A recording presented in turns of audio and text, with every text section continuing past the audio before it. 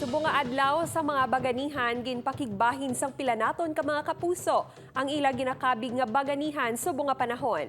Ini ang gitutukan ni Zen Kilantang. Ginasaulog subong nga adlaw ang National Heroes Day nga gindeklarar man bilang national holiday. Sa adlaw nga ini aton ginadumdom ang kaisog sa mga kalalakinhan kag kababainhan nga Pilipino nga nagpakigbato para sa kahilwayan sang pungsod. Apang ang ini nga mga tawo nadumduman paayhan sa mga ulihing tubo. We can fight for our rights not just through pakikidigma. Rizal found a more peaceful way to fight for our freedom and our dignity.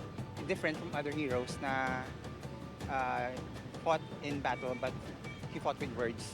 So that's why he was one of my favorite heroes, even before when I was young. Sa paglakat sang panahon, nahilway man kita sa mga mananakop. Adlaw-adlaw may mga tao gihapon nga nagaserbe baganihan sa ila simple man nga hinimuan para sa iban. Kaangay na lang sang nagkapandemya sa diing ginakabig nga modern day heroes ang healthcare workers kag iban pa nga frontliners. Sa tion sang kalamidad, yara ang mga tao nga handa nga isakripisyo ang ila kabuhi agud masalbar ang iban. Mga tao nga nagabantay para masiguro ang kalinong kag katawhay sang komunidad.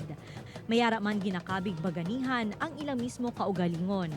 Apang para sa estudyante nga si Thomas kag kay Tatay Rodolfo, ang ila ginikanan ang ila ginakabig modern day heroes bangod sa ila mga nangin sakripisyo sa ila pamilya. Siyempre ang ang nanay ko kay isang single mom nga kay napatay si tatay. Siya lang nag-agap sa amon nga makagraduate kami. Apat kami ka mag-utod nag-graduate sa college. So until now siya gyapon ang akon nga hero nga ginalok.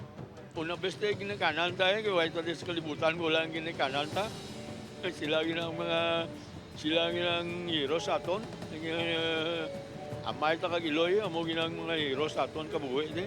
Nagkalain-lain man ang interpretasyon sang kadamaan sa pagkabaganihan. Ang labing importante nga wala kita nagakalipat sa mga hinimuan sang aton isig katao para sa aton pungsod, pamilya o kun kaugalingon kag magaserbe ini nga inspirasyon para kita ang magpadayon. Upod kay Cirilo Renduque, Zen Kilantang, One Western Visayas.